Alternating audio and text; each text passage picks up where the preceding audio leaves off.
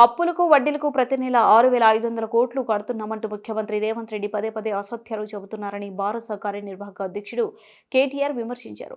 గత 10 నెలల్లో రేవంత్ ప్రభుత్వం 22,056 కోట్లు మాత్రమే చెల్లించిందని, అంటే నెలకు సగటున 2,200 కోట్లే చెల్లిస్తుందని పేర్కొన్నారు.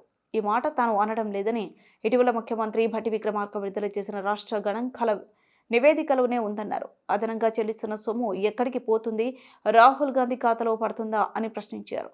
2014లో తెలంగాణ ఏర్పడినప్పుడు రాష్ట్రం ఆదాయంలో 21.64% అప్పులు వడ్డీలు ఉండగా భారత ప్రభుత్వం దిగిపోయే నాటికి 17.19% మాత్రమే ఉన్నాయన్నారు. ఢిల్లీ పార్టీలకు తెలంగాణను పాలించడం తెలియదని, వారి అసమర్థ పాలనతో రాష్ట్రం చేతికి చిప్పవచ్చే పరిస్థితి ఏర్పడిందని ధ్వజమెత్తారు.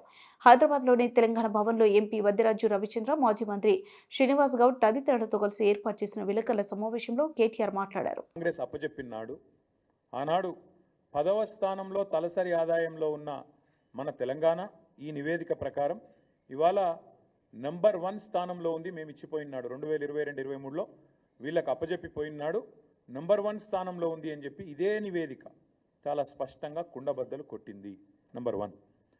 నంబర్ 2, ఇదే నివేదికలో ఇంకో మాట ఏం చెప్పారంటే, ఆనాడు 2014-15లో దేశ సగటు 86,000 ఉంటే తలసరి ఆదాయం, ఆనాడు మాకు అప్పచెప్పినాడు కాంగ్రెసు మన తలసరి ఆదాయం 1,24,000.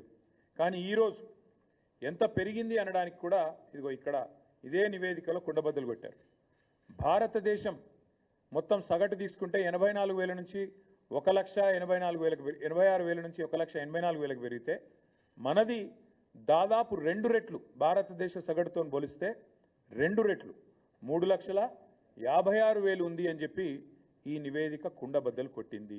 అంటే రాష్ట్ర సంపద ఎట్లా పెరిగింది, కేసీఆర్ నాయకత్వంలో దశాబ్ద కాలంగా తెలంగాణ ఎట్లా పురోగమించింది, ఎట్లా దేశానికి ఆదర్శంగా మారింది అనేది ఇదే మాట. తెలంగాణ దివాలా తీసింది అని దివాలా కోరు మాటలు మాట్లాడిన సన్నాసుల నోర్లు మూపించే విధంగా ఈ నివేదిక వాస్తవాలను బయటపెట్టింది. ఇది మరొకటి, ఇదే తెలంగాణ స్టాటిస్టికల్ అబ్స్ట్రాక్ట్లో చాలా స్పష్టంగా రాష్ట్ర సంపద ఎట్లా పెరిగింది చెబుతూ తలసరి ఆదాయం మాత్రమే కాదు, జీడిపిలో భారతదేశానికి కాంట్రిబ్యూటర్గా, అంటే దేశాన్ని సాదుతున్న రాష్ట్రాల్లో, దేశానికి బువ్వబెడుతున్న రాష్ట్రాల్లో తెలంగాణ ఎట్లా ఒక పురోగమనశీల రాష్ట్రంగా, ప్రగతిశీల రాష్ట్రంగా, ఒక మంచిగా దేశాన్ని ముందుకు నడుపుతూ మంచి ఆలోచనలతో కులం మతం పేరుతో పిచ్చి పంచాయతీలు పెట్టుకోకుండా అందరికీ మేలు చేస్తూ ఎట్లా సంపద సృష్టించింది కూడా ఇదే నివేదిక ఆవిష్కరించింది.